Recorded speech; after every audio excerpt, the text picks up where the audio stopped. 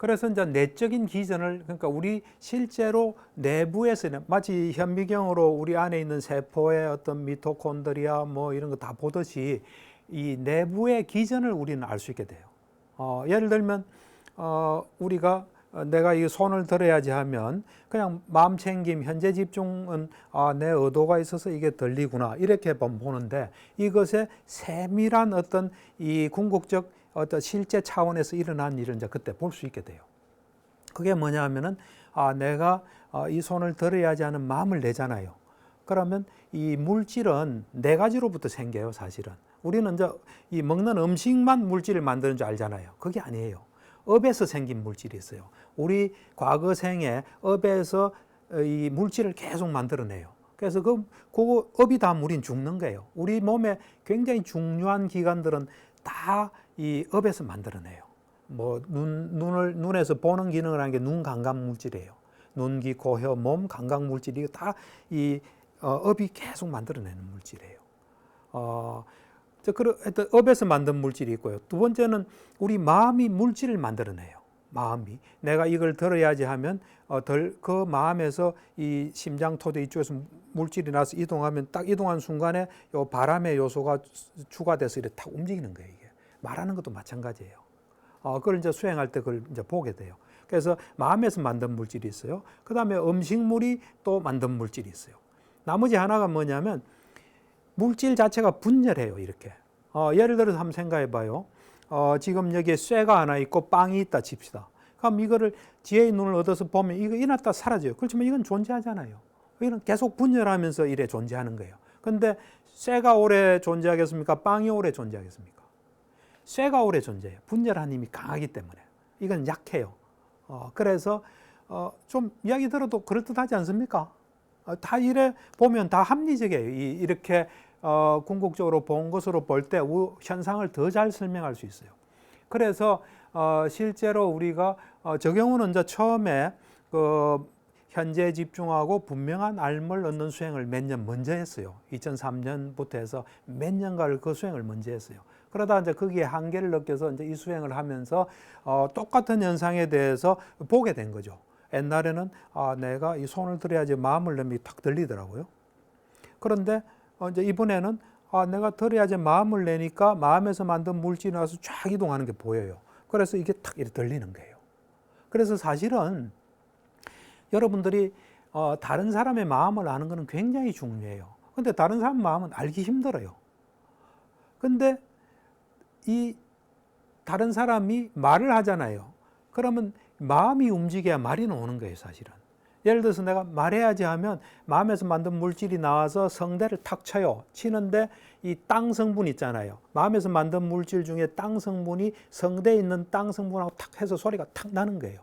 그래서 어떤 사람이 말하고 있는데 그걸 잘 이래 보면 마음이 움직여서 말을 하기 때문에 말할 때 잘 말에 걸리지 않고 따라 들어가면 그 사람 마음을 알 수 있어요. 또 어떤 사람 표정을 짓잖아요. 표정은 마음이 움직이지 않으면 절대로 지어질 수 없는 게 표정이에요. 그래서 그 표정에 걸리지 않고 기분 나쁘네 왜 저러 하지 말고 쭉 따라 들어가면 마음에 또 가까이 갈 수 있어요. 또 행동도 마찬가지예요. 그래서 이 내적인 기전을 온전하게 알게 돼요. 그거를 이제 이래서 이렇게 일어나구나. 거시적인 세계에서 일어나는 게 미시적인 세계에서는 또 이렇게 일어나구나 하고 우리를 안팎으로 거시적, 미시적으로 정확하게 알게 되는 거예요. 그래서 우리 존재가 어떤 건지 정확히 알게 되고 또 어떻게 살아야지 하는 걸 분명히 알 수 있는 거예요. 그러니까 우리가 이제 보통은 화를 내면 어떤 현상이 있다. 뭐 그냥 사람들은 잘 몰라요. 또 요즘 심리학에서는 이제 그런 걸 또 이제 화를 억압하면 병되니까 표출해라. 뭐 그것도 일리는 있는 말이에요. 어떤 점에서 일리가 있냐면 내가 볼 때는 참는 것도 화예요. 참는 것도. 막 욕하고 막 인상 쓰고 하는 것도 화예요. 참는 것도 화예요. 거부하는 건 다 화라고 보시면 돼요. 받아들이지 못하고 거부하는 건 다 화인데, 예를 들어서 지금 내가 화났는데 뭐 표현하고 해서 그게 싹 해소되고 이해가 되고 평온한 마음으로 산다면 그건 화가 없는 상태예요. 그래 되면 뭐 이래 좀 화를 내도 괜찮아요. 그렇지만 그 화내는 순간에 화내는 것의 영향은 우리 속에 있어요. 그렇게 표현 안 하고 쭉 계속 참고 있으면 그것도 화내는 상태가 계속되기 때문에 그거보다는 그게 나아요. 그렇지만은 화냈을 때 일어나는 건 우리가 분명히 알고는 있어야 돼요. 그래서 이런 우리 속에 어떤 현상들이, 어떤 메커니즘들이 계속 일어나는지를 잘 알면 어떻게 살아야 하는지 더 분명히 알 수가 있습니다.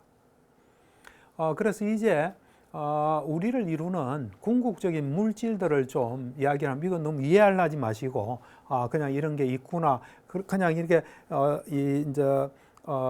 이 물질들을 보기 위해서는 아까 제가 그랬죠. 산매를 닦는 수행이 40가지인데 그 중에 4대 수행이라는 게 있어요. 4대란 거는 우리 몸을 이루는 근본적인 지수화풍을 이야기해요. 그것들의 이제 속성을 보는 훈련을 해서 이 근접산매를 얻으면 이런 것들이 보여요. 이렇게. 그래서 하나하나 보여요. 근데 이제 처음에 이 물질들이 지수화풍, 지는 땅이에요. 수는 물이에요. 화는 불이에요. 풍은 바람이에요. 한자말로 했어요. 그러니까 땅, 물, 불, 바람이 되겠죠. 지수화풍. 물질은 다 색깔이 있어요. 색깔, 냄새, 맛, 영양소. 요 8가지가 기본적인 물질이에요. 이 물질은 지만 따로 존재할 수가 없어요. 수만 따로 존재할 수 없어요. 물질이 존재하는 가장 그 최소 단위를 우리가 이제 빨리어로 하면 깔라빠라 그래요. 깔라빠. 깔라빠에 같이 오래 들어있어요. 이렇게. 그것들이 모여서 하나의 물질을 형성하는데, 요 8가지가 가장 그 기본 물질이에요. 그러니까 어떤 깔라빠든지 8개짜리로 구성되어 있어요. 이제 9개짜리도 있고 10개짜리. 8개, 9개, 10개. 이제 그런 것들이 나중에 물질이래 볼 때 굉장히 중요한데, 이게 너무 복잡한 이야기니까 어쨌든 빼면은. 그래서 이제 이 4대 수행할 때 이제 지수화풍의 속성을 봐요. 지수화풍이라서 지 같으면 땅이 아니에요. 땅의 어떤 속성 6가지를 봐요. 그거는 사실은 이제 지혜의 눈이 열리기 전에는 좀 보기는 힘들어요. 그런 것들을 이제 계속 보다 보면은 나중에 깔라빠를 볼 수 있는 단계가 와요.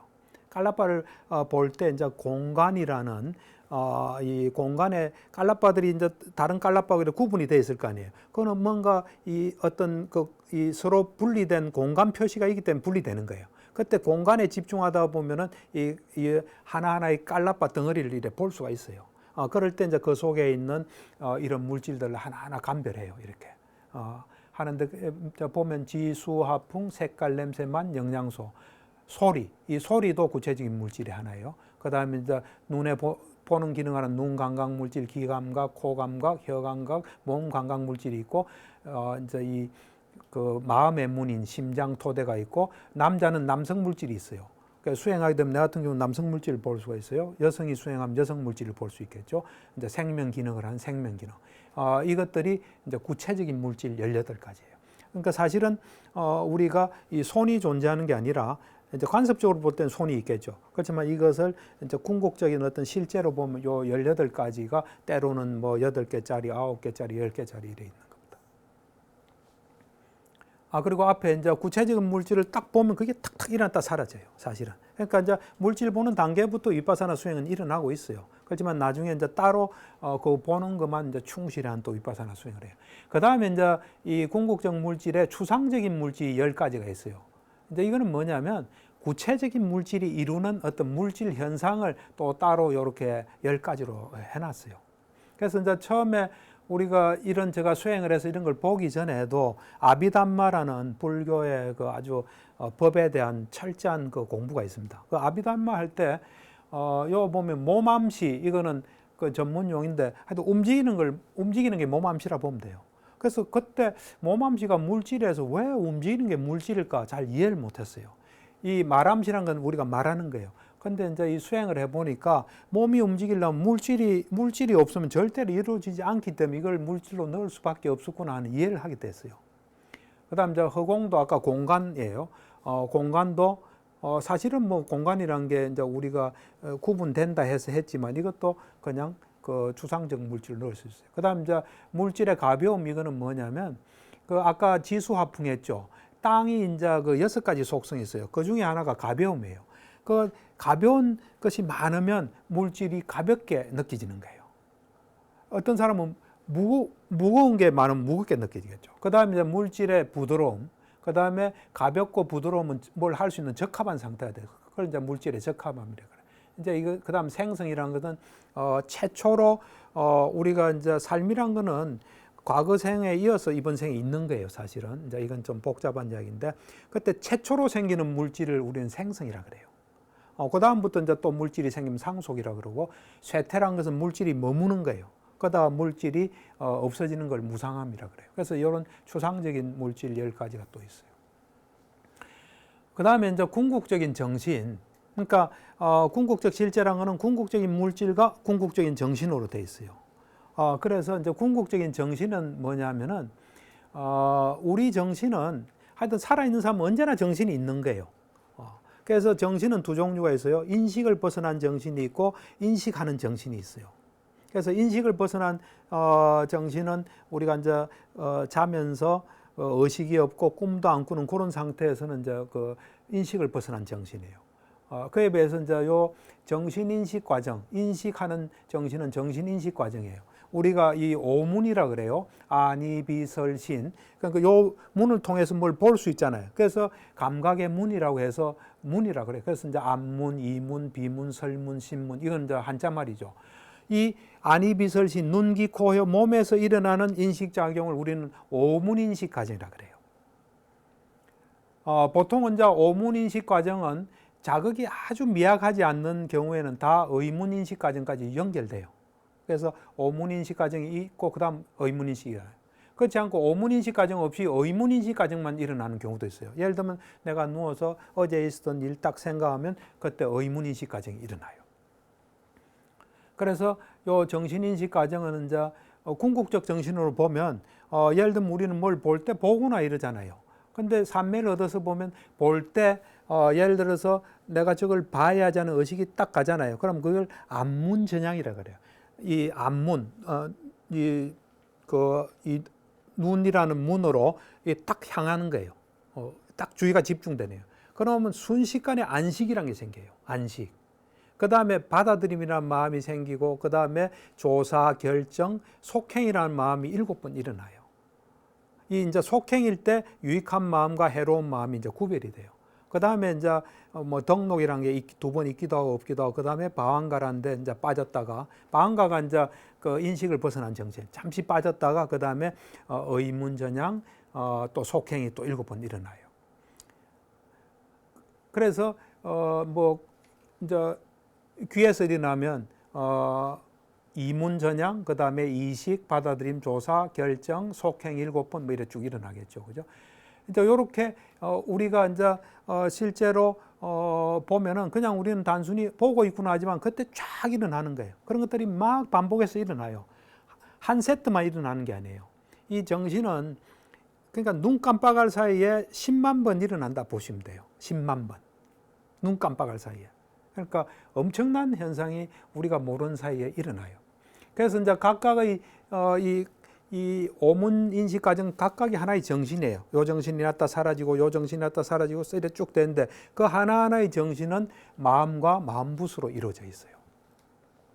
그래서 이제 마음은 주된 마음이에요. 마음부수는 마음의 기능을 하는 요소예요. 마음이 왕이라면 이건 이제 뭐 대신이나 신하나 뭐 여러 가지 이제 그거라 볼 수 있습니다.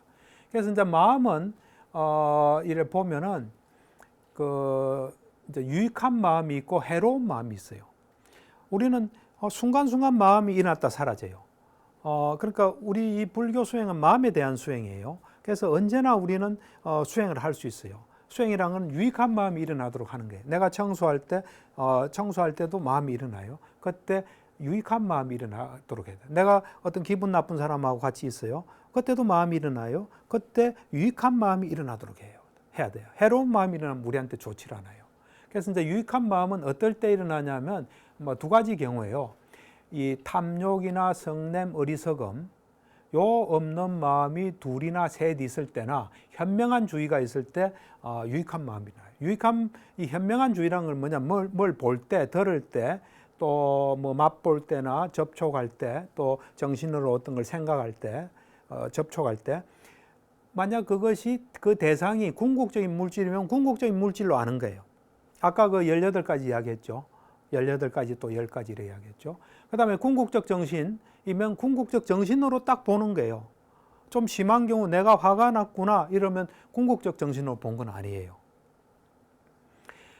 그러나 또 이 궁극적 물질과 정신의 속성인 무상고 무아로 보거나 그 다음에 이 자체가 다 깨끗하지 못하다 하고 볼 때 유익한 마음이 일어나게 돼요. 그러니까 사실은 유익한 마음은 일으키기가 쉽지 않아요. 세속적인 마음은 좀 이게 해당이 안 돼요. 나도 내가 2014년도에 이제 이런 수행을 하면서 내가 이제 불교 공부를 처음 시작한 1985년이에요. 그리고 이제 정신과 의사로서 마음 다스리려고 노력하고 굉장히 수행도 많이 했는데 정말 정확하게 보니까 현명한 주의가 아닌 그런 주의를 많이 했다는 생각이 들었어요. 이제 내가 그때 2014년에 미얀마 스님을 모시고 이제 수행을 했어요. 그때 이제 미얀마 스님이 이제 생신이어서 우리 지도받는 사람이 이제 어디 그 모셔가지고 케이크를 이래 이제 장만하고 그 케이크를 이거 케이크입니다 하니까 그 영양소예요 그러더라고요. 영양소는 궁극적 물질의 하나예요. 그분은 언제나 현명한 주의를 하고 있어요. 그렇게 말하는 순간에 유익한 마음이 딱 되는 거예요. 저거 맛있구나 이러면은 엄밀한 의미에서는 이제 유익한 마음이 아니에요. 그러니까 우리가 자칫하면은 이 유익한 마음을 놓쳐버리는 수가 굉장히 많습니다. 그래서 참 잊어버리지 않고 항상 이제 이래 수행하는 게 중요합니다. 마음을 잘 챙겨야 됩니다. 근데 이제 유익한 마음이 되는 가장 쉬운 방법은 그냥 현재에 집중하는 거예요. 현재.